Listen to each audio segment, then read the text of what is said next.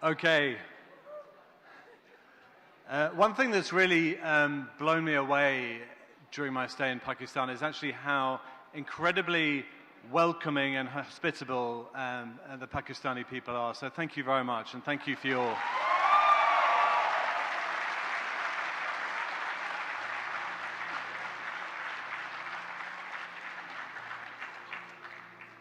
So where was I? Okay. Trend number 3, embracing the challenger mindset. And what I was talking about here is it's not just challenger brands and small brands that are adopting these types of strategies. It's actually the big boys, and that's how they're managing disruption. So these are just a few points that I've taken from a best practice guide on WARC on how big brands can adapt to the threat from small insurgents. So the small insurgents are very much giving a wake-up call to these bigger brands. They're shaking them out of their complacency, and they're getting them to focus on demand-led growth and focusing on consumer insights and understanding the emerging, changing needs of the consumer. So it's being inspired by these insurgents. It's also about remembering what made you famous in the first place, and then refreshing that. So bringing it up to date and making it relevant for today. Rediscovering the advantages of scale, because big brands have greater physical and mental availability. Physical availability in terms of retail and distribution, mental availability in terms of the salience in your consumer's mind. So remember that, that's an advantage. But at the end of the day, bring some agility into the business. Be an agile giant and relentlessly renovate the core. And here is a brand that's done precisely that, KFC in China. So their mascot, or their fluent device, if you like, is Colonel Sanders. And what they have done is they've used this fluent device in the gaming environment. So the gaming scene in China is huge, and KFC has been part of that since 2015, but it's become more and more cluttered. So what they did is they used their fluent device, Colonel Sanders, their brand mascot, and they used him as an AI algorithm so that he could predict the outcome of these games.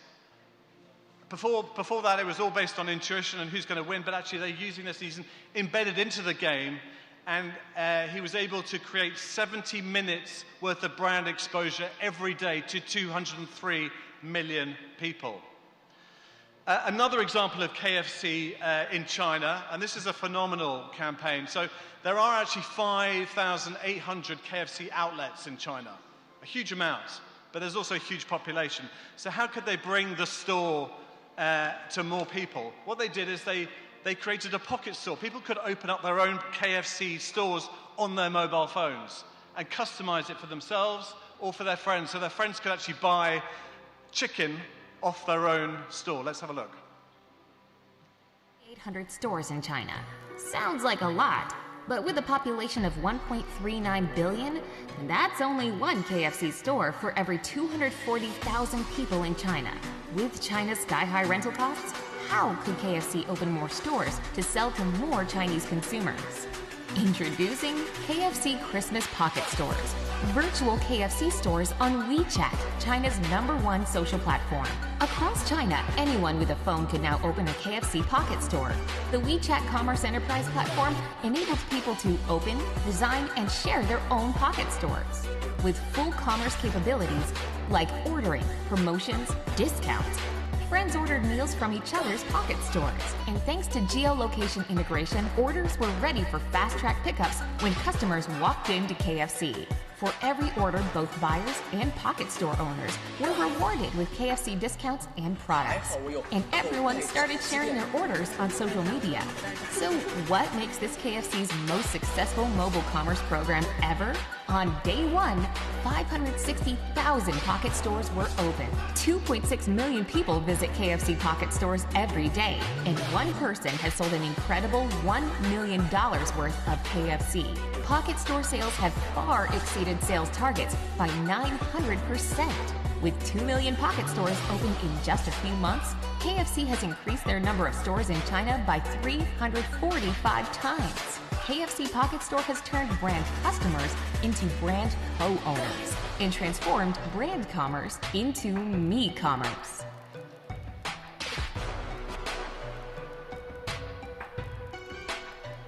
KFC Pocket Store. The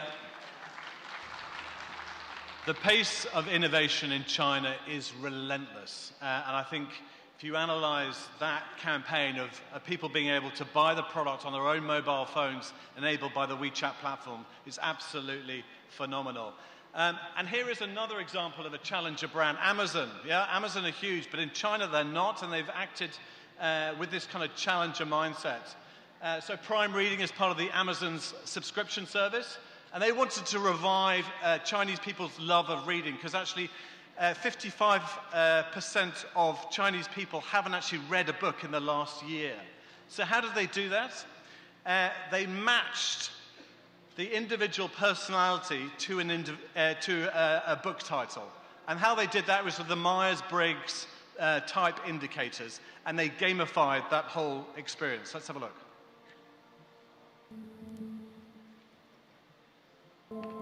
In a country where the quest for material success has become all-important, sales of literature have fallen dramatically.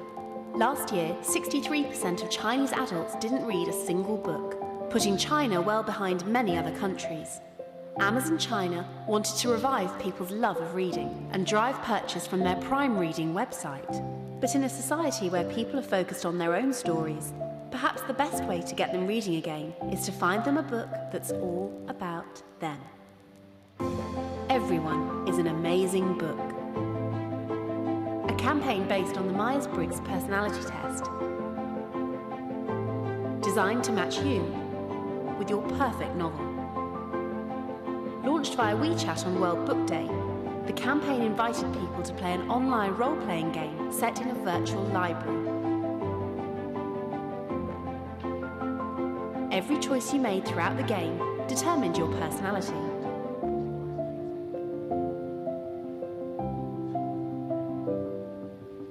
At game's end, you were matched with a novel where the main character has the same personality and behaviours as you. A personalised image let you share this on your social feed, inviting your friends to play as well. And you were linked directly to the Amazon website, where you could buy the book you were matched to. 2.17 million people played the game. 14% of those clicked through to Amazon Prime Reading, creating a 69% increase in sales during the campaign period, for a total budget of $44,000. The promoted books dominated Amazon China's bestseller list and went a little way to helping revive people's love of reading. Because everyone is an amazing book. A phenomenal campaign. And did you note the budget? $44,000. And this is Amazon, really embracing that challenger mindset. And you can see participation, as we've seen in both of those campaigns, is a really effective creative strategy. This is just taking the creative strategies out of the Asia Prize. 2019 shortlist entries versus the 2018 shortlist. And you can see that participation as a creative strategy has more than doubled, showing that it's a really effective way to go. Okay, the last theme of my presentation is about repositioning with rigor. There is a huge amount of disruption going on in every category. So how can brands manage that? And it's about repositioning. And you can do that, says Natalie from TBWA, by knowing the codes of the category if you want to actually break them. And if you're bold enough, you can even reinvent them. So it's about identifying the codes of each category and then breaking them and applying them to your own particular needs. And this is a fantastic campaign from Indonesia, actually. Pond's is a skincare cream, a skincare product from Unilever. And what they wanted to do was to disrupt the category. The category was all about kind of male stereotypes and rational messages. And what they wanted to do was use humor. So they focused on the social jeopardy of skincare neglect, and really brought to life the fact that, even guys can get a bit of a shiny, greasy face. And the way that they did that was very, very funny. Before I play the film, though, I just wanted to share this breakdown of what they did in the campaign. So the typical category codes for role of communication is problem solution. And here they use the disruption device of entertainment. The male portrayal is usually alpha male, but here they depicted an average Joe. The emotional space is individual achievement in the category code, but here they wanted to use everyday relationships. The tonality is usually action, but here they wanted to use empathetic humor. And where the category is typically TVC-led, they wanted to be social first. So this is how they cracked the men's grooming code. Let's have a look at the ad. Pada semua, ya, gua rasa kucing bisa mengajarin kita tentang hubungan, tapi kita tak. This is the day to treasure our love, measure our love, treasure. You showed me the way to fly like a dove, soaring above.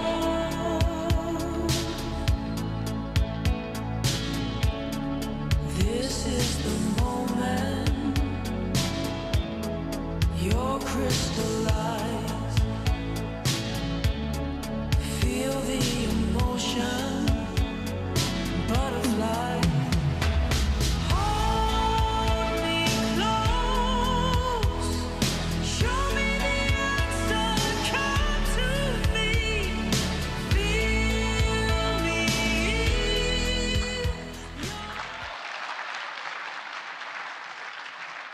A great campaign from Ogilvy. And then the last campaign that I'd like to share with you was mentioned yesterday in another presentation, but I'm going to show a different film. So this also did really well at the War Prize for Asian Strategy. And Income is an insurance brand that wants to focus on retirement. And the reality is that 80% of people in Singapore recognize that they need to plan for their retirement, but only 50% of people are doing so. And retirement is kind of ingrained in social values that actually a lot of the older generations don't feel they have to plan for their retirement because they will be supported by their own children. And this is this circle of filial piety. And what Income wanted to do was to break that and to focus on those ingrained values. And they did so by, in this execution, which we saw yesterday, focusing on the worst parents in the world. They didn't lavish kind of all of these kind of great birthday parties on the young kid. Instead, they did the right thing and saved for their retirement. And this next execution is focusing on what is called the sandwich generation. So let's have a look at the film. 这样还不够啊？为什么这么少？今年没有花红吗？难道全部给你啊？ I can't always be generous to you.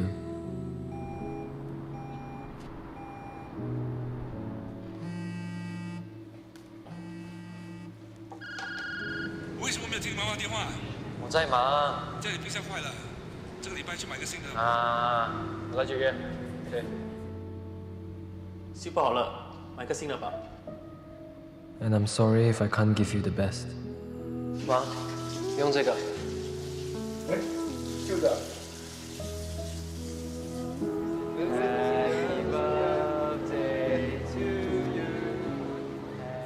I know you expect more of me. 你应该买大一点的车。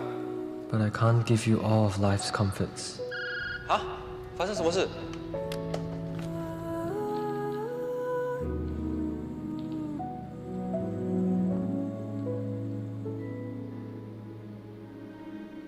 为什么把你妈妈放在这个病房？我哪里知道？我刚刚从工作过来，不知道，我自己来了。 I need to make tough choices. It's too expensive. Can we go somewhere nearer? I need to make sacrifices. I was given everything while growing up. But I didn't turn out the person I was supposed to become.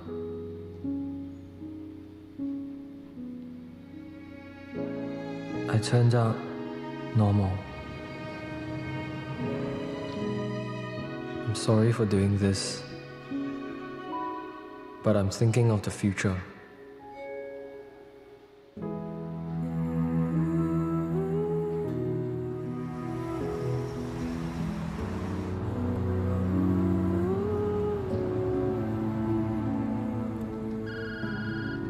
啊？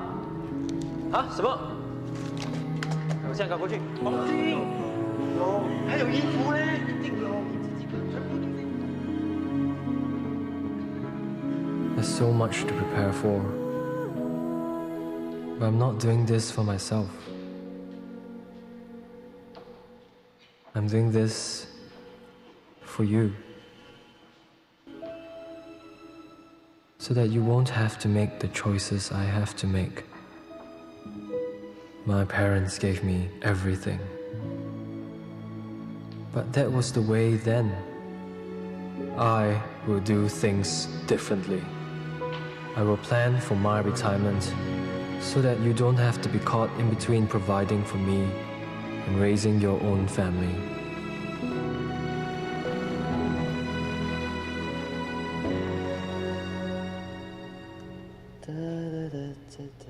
My dearest Emma, I will be the last sandwich generation. This is my promise to you.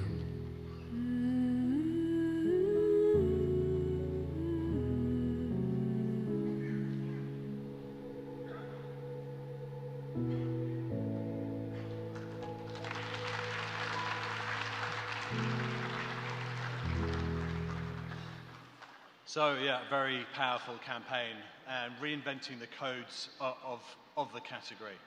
Okay, so in terms of decoding marketing effectiveness in Asia, kind of 4 key takeaways for you.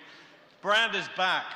That's the most exciting, encouraging thing I think we can focus on today, but we must build and measure for the long term. And actually, this evolution from brand purpose to brand activism is a fantastic creative strategy for brands to be able to engage their audiences. Secondly, brand experience should be anchored in the real to maximize digital reach. Think about how you can bring your brand to life so that you can emote with your audiences in real life and don't just be confined to digital channels. Be inspired by the insurgents, become an agile giant and renovate the core. And fourthly, crack your category codes and reposition to survive and thrive. So, ladies and gentlemen, that concludes my presentation today. Thank you. I recognise that nobody's got their mobile phones in here, but there is a QR code on there if you wanted to download the toolkit presentation, which was a lot of the data that I shared today, and also the presentation today. But what I'll do is I'll stick the codes on social media. You can email me, and I can share the link, or I'll stick them on Twitter at Walk Editors, and I'll stick them on LinkedIn around the hashtag. So look for those, and then you can download the presentations. But thank you very much for your attention today. Thank you.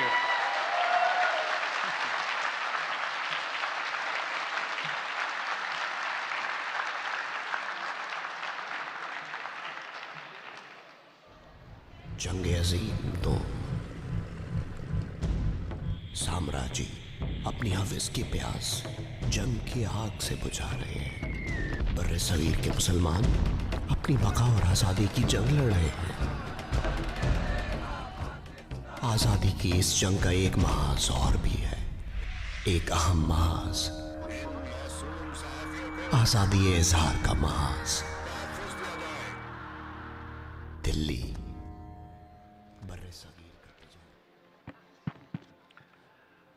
Ladies and gentlemen, please hold on to your seats for a couple of minutes as the man we've been waiting for the last 3 days is here, and an absolute treat to listen to.